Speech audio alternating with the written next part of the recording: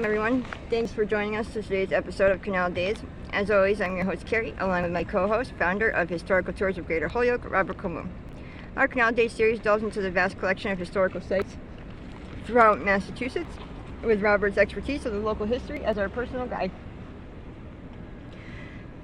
Each episode, we uncover history throughout local communities with historic houses, meaningful monuments, preeminent pivotal pioneers, and remarkable remaining remnants, all while uncovering their seminal significance.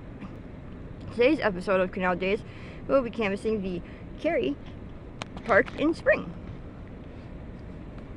Hello, we're going to show you a new facet of the park because they cut down a lot of trees along the edge here. And what we're going to do is we're going to get a nice video shot of what it's going to look like. And they cut down the invasive species.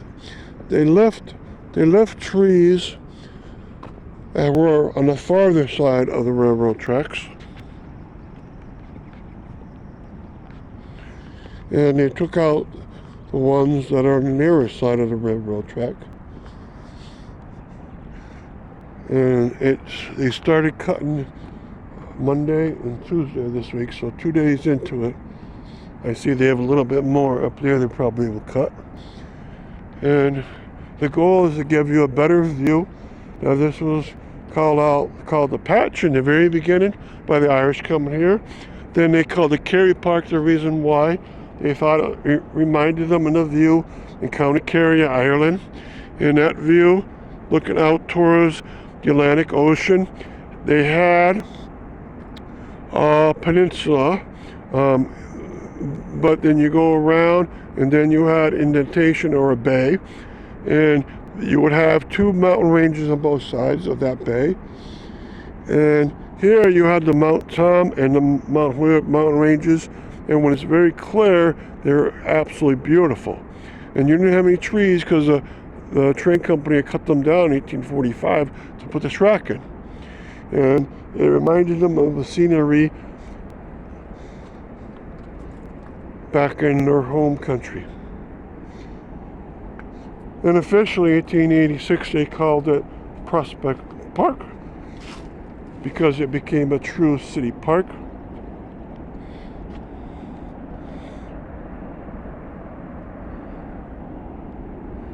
Okay, the river is Connecticut River, and the Holyoke Canal system was over there. And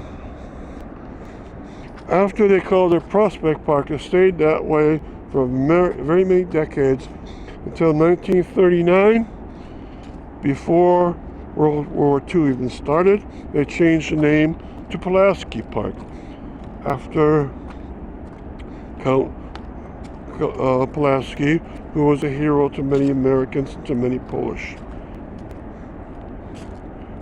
So what a difference. They've gotten rid of all this brush, which was invasive species, no legitimate species at all. Okay, so that means that when April comes around, the leaves come out, it's going to be a very beautiful view. And October, when the leaves change color and start to fall, you'll have a gorgeous view here again. In the wintertime, there always was a gorgeous view, but now it will return full season. I hope they cut this brush at least once a year, instead of like once every 10 years. Now, I'm thinking that the railroad company is the one that did it, and that's because they put the brush on the other side of the railroads where the railroad company owns that land too, and they probably going to pick it up in one of their freight cars.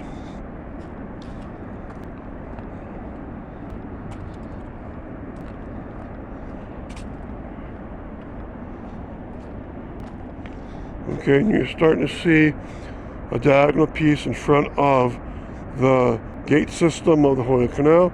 That's to keep out leaves and stick so they won't get into the gate system. And I hear a freight car coming. About 10 minutes ago, an Amtrak car came by. There's a lot of debris out in the river now, but there's also ducks around floating. Yeah, here it comes, it's about half a mile away.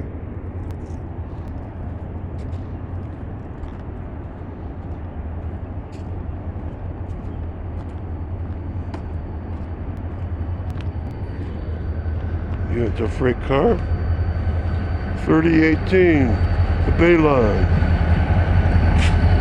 1, 2, 3, 4,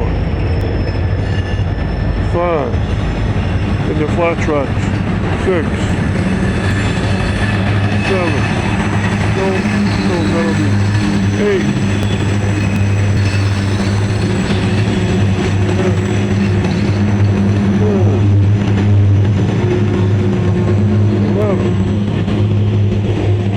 12 and 13. The last 4 are FE trading, it's iron trading.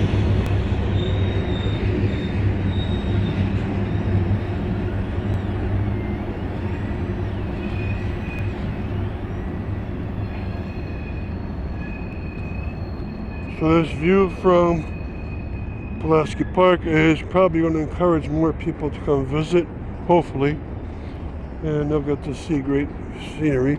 There's a giant tree going over the dam in about 30 seconds. They'll probably get stuck.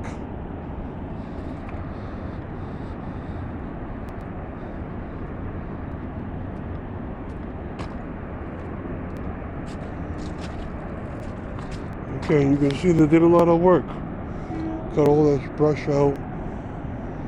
And you can see the parts of the canal much clearer.